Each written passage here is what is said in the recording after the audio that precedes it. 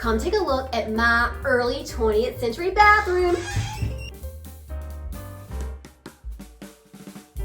So this house that I've rehabbed is a 1914 mix between late Victorian and early Craftsman styles. And when it came to the bathroom, what I wanted to do is keep that historic feel, but make it a real rehab where it's usable for the modern day person who lives here, me. Pause. If you're new here, go ahead and like and subscribe, and also check out my store in the link below. Some of you have asked how to support what I do. That's how. All right, back to the video. Let's start with the cast iron clawfoot tub. It's the #1 thing most people think of when they think of an old historic bathroom. And this one was here when I bought the house, and I kept it. What I had to do was scrub all the nastiness out of it, give it a little spray paint touch up, and fix it up, and it's still as good as new. Okay, it can be disconcerting to think about these clawfoot feet, about all of this weight coming down into one little point. Well, what they make is bathtub coasters, and so that's what I did is I added them under the feet. It sort of distributes the weight a little bit evenly and helps you pitch up or down your tub. I've added actually a quarter under these just to get just the right pitch. Now I don't have one under the other side. That's because it's an old house and my floor kind of pitches the wrong way. And so my tub was leaning this way, the water was going this way when it needed to go that way. So I pitched up this side with the coasters and just put a little extra floor tile underneath that one. It works, the water drains, that's the way it's staying. And you can't forget the shower curtain ring. This is the coolest part about the whole antique tub look. All right, this is a replacement one that I had to buy. The one that was here in the house was broken and missing some parts. So what I did is I ordered this whole assembly, including the faucet and the drain, from Amazon. I'll include a link in the description below. And just so you know, I do earn a small commission from qualifying purchases.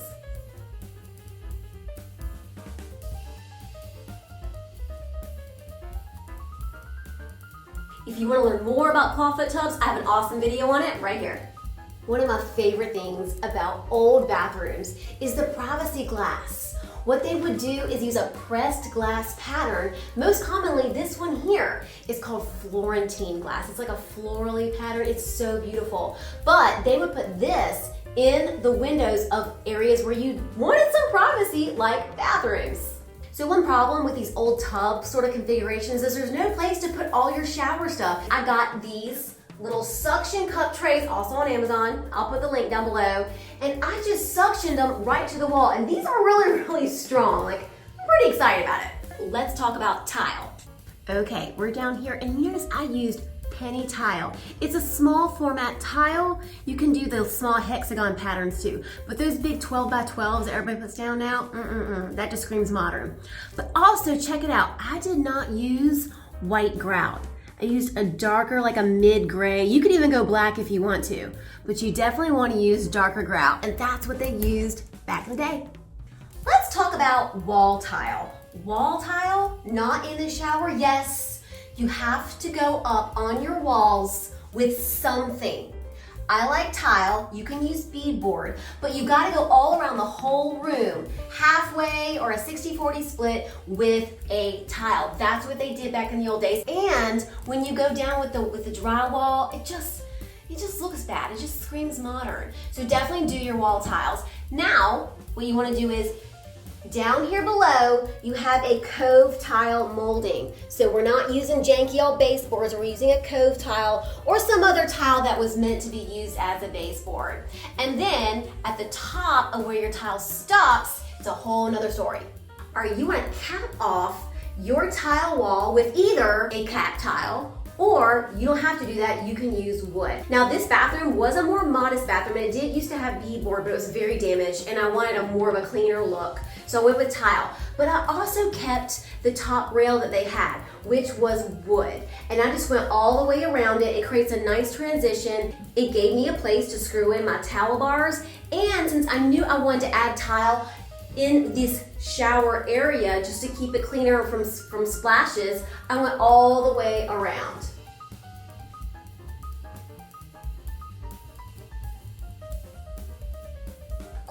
Corners are always so hard, but when it's in a wall like this, I just butted them straight up and they can grout here, you know, with our darker grout. Now it looks lighter, but it's not. is a gray. Now for convex corners or your out corners, don't just butt them up and miter them. You want to do a fat round radius. So I know you can get those little teeny edges or really small, almost pencil quarter round pieces. Don't get those. That's not what they use and it screams modern. Get the big, fat, wide mud cap corners.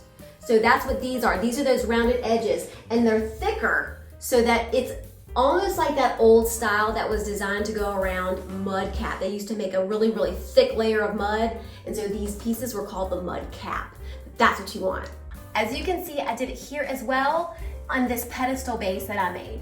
We just use these rounded over corners and they make rounded corner caps too. And while we're on pedestal sinks, you definitely want one of two options. A pedestal sink, or you can have a wall mount sink. I chose pedestal sink because I love them. And I got a really good deal on this one. But if you want a wall hung sink, that's fine too. And no, you don't have to have the legs that go up under it if you don't want that look. They will come with, or you should get a bracket that goes back behind it. It's harder to find. Sometimes when people tear them out of houses, they don't include that bracket, but you need that to be able to hang it. So definitely look for that. So if you do want a normal modern height of 36 inches, you can either hang your wall mount sink higher, or you can do what I did and raise up this pedestal sink. If you want to know more about how I raise this pedestal sink up, check out this video right here. The reason you want to do pedestal sink or wall mount sink is because the modern way we do it with that sink inset into a cabinet, well, they didn't do that back then. That was much later invention with this built-in cabinet kind of look. All right, now this faucet is newer and I hate it. But the long story made short is that it had beautiful porcelain cross handle knobs. Oh my God, I loved them, but it was old. They don't make parts for it anymore. I've tried, it's not gonna happen. So I got this ugly replacement. And while we're talking about faucets, the finishes that you wanna choose from are not chrome unless you're doing something later, like 30s, 20s Art Deco. But the early 20th century, you wanna go with polished nickel, not brushed nickel, polished nickel. You can do brass, and you can also do like ceramic type fixtures, like ceramic knobs and handles, and even ceramic light fixtures.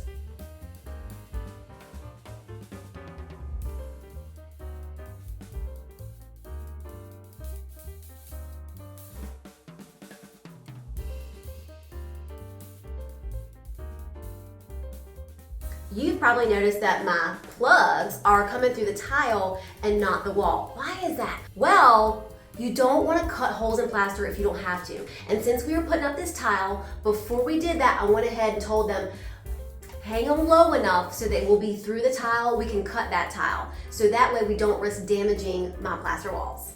And look at my medicine cabinet. I love my medicine cabinet. I got this at a salvage store and I put it in myself. If you want to know how, check out this link right here. Now, that is the hallmark of any old bathroom, is the old medicine cabinet with the mirror, you know, your shelves inside. But also, what goes along with it is your lighting beside it. Sconces, people, sconces, okay? 2 sconces, one on either side. First off, it's awesome lighting for your makeup. Ladies, you understand me, right? And if you hang a mirror on the opposite side of the wall, this is awesome for seeing the back of your hair.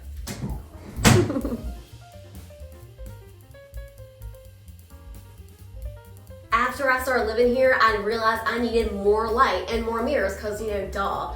So I hung another mirror and I added more sconces, and it is awesome.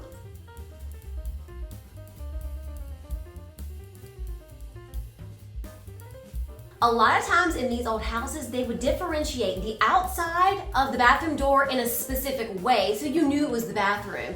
What I've seen sometimes is mirrors that are inset into the door on the outside. Instead of a panel, it's one big mirror. But it was also done with a doorknob, and that's what I did here. I did it with a porcelain knob because every other knob in the house looks like this.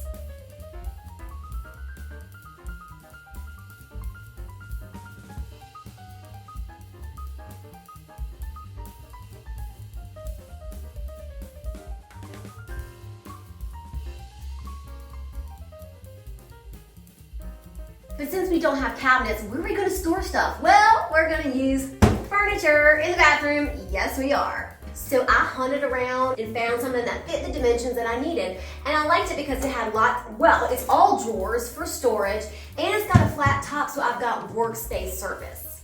Then I bought this cabinet at an auction. So I hung this up on the wall, and it's got tons of storage inside for all my extra hairsprays and extra towels. And then I found this precious grandma washstand with marble top, so it's like impervious to water, and it sits here. It's just the right height up under here. It is so cute. It's even got a little towel rack right on this side. But I'm sure you're looking at, what in the world is this? Okay, well, oh, the cat got to it. So there is no cabinet here or space where you can have a toilet paper holder. And I didn't want one of those stand poles in the middle of the room that you set up. I was like, that's ugly, and it's essentially a cat tree. I mean, really. So I found this porcelain toilet paper holder, and I just mounted it right here. It's the perfect little spot. And then I use this cabinet where I store all the extra toilet paper rolls.